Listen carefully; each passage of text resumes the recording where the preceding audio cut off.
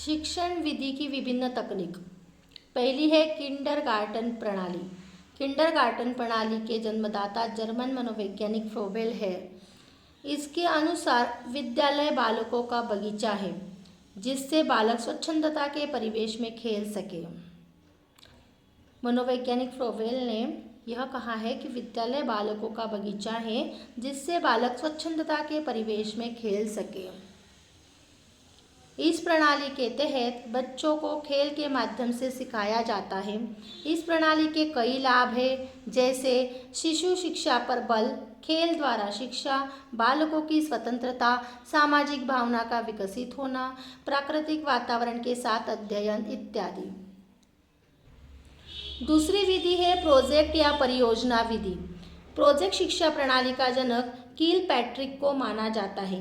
इसके अंतर्गत विभिन्न विधियों का प्रयोग होता है। अध्यापक वाद विवाद के माध्यम से बालकों के समक्ष समस्या उत्पन्न करता है तथा उसके समाधान के लिए कहा जाता है कि वह प्रोजेक्ट के माध्यम से समस्या का समाधान करे। प्रोजेक्ट बालकों की इच्छा के अनुरूप दिया जाता है। प्रोजेक्ट की समाप्ति पर उसका मूल्यांकन होता है। आपको याद रखना है मनोवैज्ञानिक या शिक्षा प्रणाली के जनक किल पैट्रिक, जिन्होंने प्रोजेक्ट शिक्षा प्रणाली का आविष्कार किया है।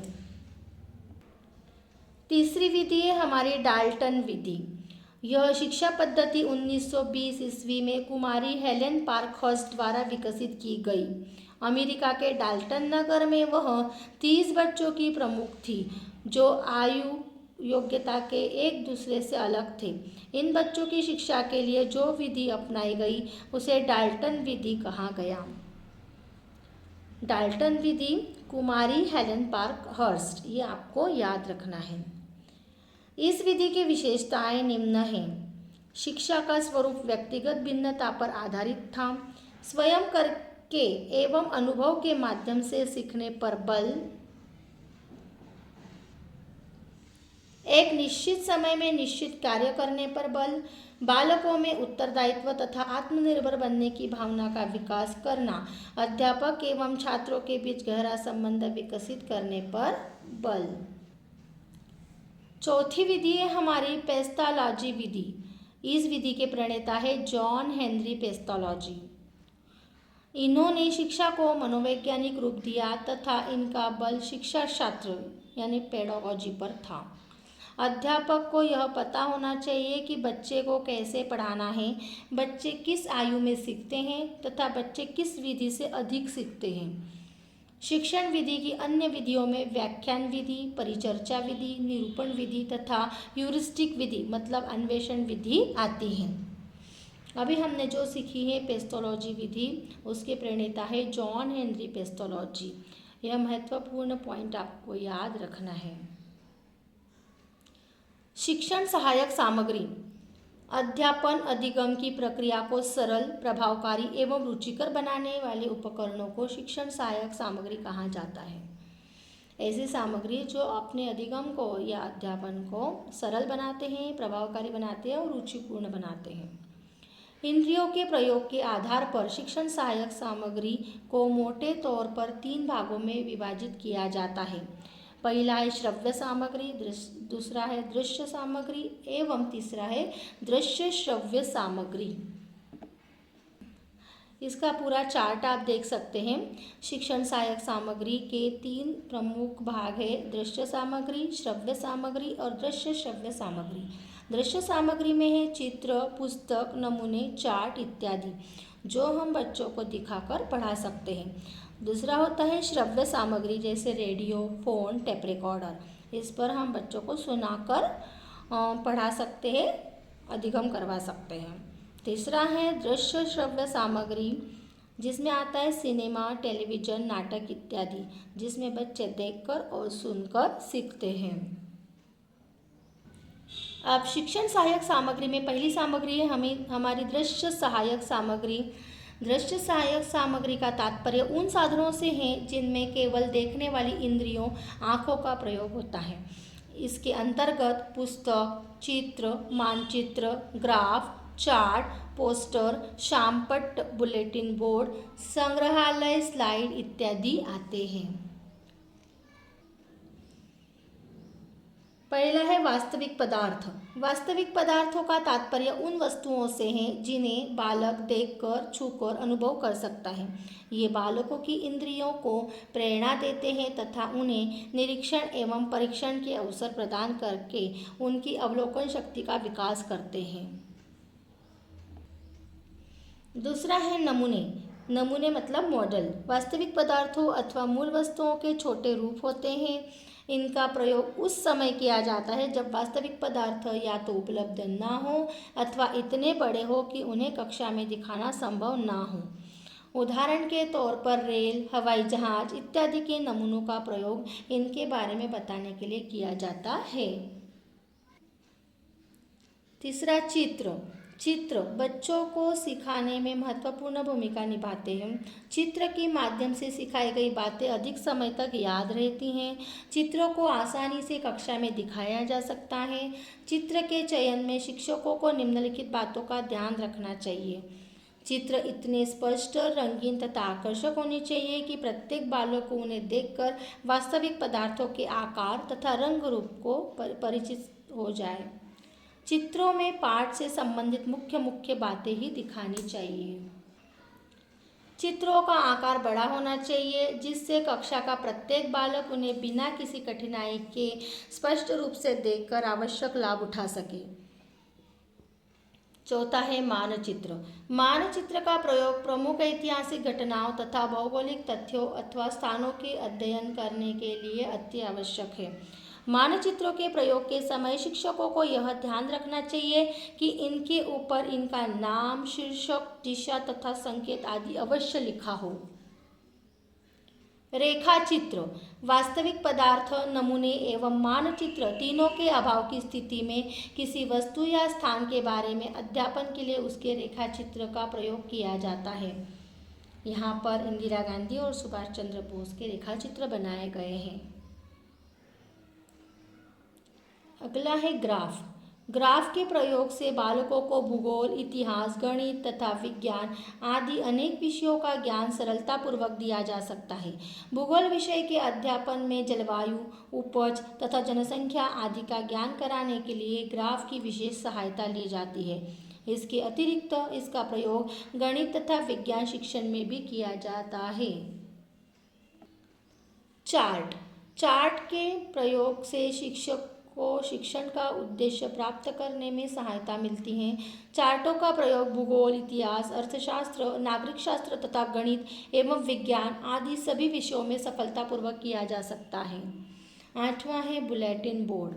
बुलेटिन बोर्ड आधुनिक शिक्षा प्रणाली का एक उपयोगी उपकरण है। इस पर देश की राजनीतिक, आर्थिक तथा सामाजिक समस्याओं के संबंध में चित्र, ग्राफ, आकृति तथा लेख एवं आवश्यक सूचनाओं को प्रदर्शित करके बालकों की जिज्ञासा को इस प्रकार से उत्तेजित किया जाता है कि उनके ज्ञान में निरंतर वृद्धि होती है। बुलेटिन बोर्ड को विद्यालय में किसी इतने ऊंचे उपयुक्त स्थान पर रखा जाना चाहिए जिससे सभी बालक प्रदर्शित की गई सामग्री से लाभान्वित हो सके। ये बालकों के आकर्षण के केंद्र होते हैं। इस पर बालकों को भी अपनी एकत्रित की हुई सामग्री को प्रदर्शित करने के अवसर मिलने चाहिए। जैसे कि यहाँ पर विभिन्न प्रकार के बुलेटिन बोर्ड दिखाए गए हैं। फ्लैनेल बोर्ड। फ्लैनेल बोर्ड बनाने के लिए प्लाईवुड अथवा हार्डबोर्ड के टुकड़े पर फ्लैनेल के कपड़े को खींचकर बांध दिया जाता है। इसके बाद इस पर विभिन्न विषयों से संबंधित चित्र, मानचित्र, रेखाचित्र तथा ग्राफ आदि को प्रदर्शित किया जाता है। 10वां है संग्रहालय। संग्रहालय भी शिक्षा का एक महत्वपूर्ण उपकरण है। इसमें सभी वस्तुओं को एकत्रित करके रखा जाता है। इन वस्तुओं की सहायता से पाठ रोचक तथा सजीव बन जाता है। संग्रहालय में एकत्रित वस्तुओं का प्रयोग भूगोल, इतिहास, गणित तथा विज्ञान आदि विषयों के शिक्षण में सरलता से किया जा सकता है। 11वां है ब्लैक बोर्ड। कक्षा अध्यापन में दृश्य साधन के रूप में ब्लैक बोर्ड यानी श्याम पट्ट का ही प्रयोग सर्वाधिक होता है। इसका उचित एवं विधिपूर्वक उपयोग पाठ को प्रभावशाली बनाने में बहुत सहायक होता है। 12वां है मैजिक लैंटर्न। मैजिक लैंटर्न एक चित्र प्रदर्शक यंत्र है। इसकी मदद से स्लाइडों द्वारा विविध चित्रों अथवा पाठ का प्रदर्शन किसी पर्दे या दीवार पर किया जाता है। चित्र विस्तारक यंत्र एपिडियोस्कोप। चित्र विस्तारक यंत्र पाठ को अधिक स्पष्ट और रोचक बनाने के लिए एक प्रभावशाली यंत्र है। यह मैजिक लैंटर्न से भी अधिक प्रभावशाली यंत्र है, क्योंकि मैजिक लैंटर्न में चित्रों या पाठ को प्रदर्शित करने के लिए पहले उसके स्लाइड बनाने की आवश्यकता होती है, जबकि एपिडियोस्कोप में छोटे छोटे चित्रों, मानचित्रों, पोस्टरों तथा पुस्तक के पृष्ठों को कमरे में अंधेरा करके चित्रपट अथवा पर्दे पर बिना स्लाइडें बनाए हुए ही बड़ा करके दिखाया जा सकता है। स्लाइडें, फिल्म पट्टियाँ तथा प्रोजेक्टर। स्लाइडों एवं स्लाइडों की फिल्म पट्टियों का प्रयोग शिक्षण में सहायक सामग्री के तौर पर किया जाता है। इसके लिए प्रोजेक्टर की सहायता ली जाती है। प्रोजेक्टर एपिडियोस्कोप से बेहतर साबित होता है, क्योंकि एपिडियोस्कोप द्वारा बालकों को चित्र या पाठ एक एक कर दिखाया जा सकता है, जबकि प्रोजेक्टर द्वारा चित्रों की स्लाइडों अथवा फिल्म पट्टियों को एक क्रम में दिखाया जा सकता है। अब हमारी दूसरी शिक्षण सहायक सामग्री है श्रव्य सहायक सामग्री। श्रव्य सामग्री ऑडियो एड्स से तात्पर्य उन साधनों से हैं जिनमें केवल श्रव्य इंद्रियों कानों द्वारा प्रयोग किया जा सकता है। श्रव्य सामग्री के अंतर्गत radio, telephone, gramophone, teleconferencing, tape recorder इत्यादि आते हैं। पहला है रेडियो। रेडियो द्वारा दूरस्थ बालकों को भी एक साथ नवीनतम घटनाओं एवं सूचनाओं की जानकारी प्राप्त होती है। रेडियो पर विभिन्न कक्षा के अंतर्गत विभिन्न विषयों के अध्यापन संबंधी प्रोग्राम भी सुनाए जाते हैं। रेडियो पाठ का उपयोग शिक्षण की प्रभावोत्पादकता में वृद्धि करने के लिए किया जाता है। दूसरा है टेप रिकॉर्डर। शैक्षिक उपकरण के रूप में टेप रिकॉर्डर एक प्रचलित उपकरण है। इसकी सहायता से महापुरुषों के प्रवचन, नेताओं के भाषण तथा प्रसिद्ध साहित्यकारों की कविताओं, कहानियों तथा प्रसिद्ध कलाकारों के संगीत का आनंद उठाया जा सकता है। इससे बालकों को बोलने की गति तथा स्वर, प्रभाव संबंधी सभी त्रुटियों एवं उच्चारणों को सुधारने में आश्चर्यजनक सहायता मिलती है। शिक्षण सहायक सामग्री में हमारी सबसे महत्वपूर्ण सामग्री होती है दृश्य श्रव्य सहायक सामग्री। दृश्य श्रव्य सामग्री का तात्पर्य शिक्षण के उन साधनों से है जिनके प्रयोग से बालकों की देखने और सुनने वाली ज्ञानेंद्रियां सक्रिय हो जाती है और वे पाठ के सूक्ष्म से सूक्ष्म तथा कठिन से कठिन भावों को सरलतापूर्वक समझ जाते हैं। दृश्य श्रव्य सामग्री का अर्थ उन साधन सामग्री से है जो कक्षा में अथवा अन्य शिक्षण परिस्थितियों में लिखित अथवा बोली हुई पाठ्य सामग्री को समझाने में सहायता देती है। इसके अंतर्गत सिनेमा, वृत्तचित्र, दूरदर्शन, नाटक इत्यादि आते हैं। पहला है चलचित्र। चलचित्र अथवा सिनेमा के अनेक लाभ हैं। इसके द्वारा प्राप्त किया हुआ ज्ञान अन्य उपकरणों की अपेक्षा अधिक स्थायी होता है, क्योंकि इसमें देखने तथा सुनने की दो इंद्रियां सक्रिय रहती हैं। इसके द्वारा बालकों को विभिन्न देशों, स्थानों अथवा घटनाओं का ज्ञान सरलतापूर्वक कराया जा सकता है। इससे बालकों की कल्पना शक्ति का विकास होता है। दूसरा है टेलीविज़न।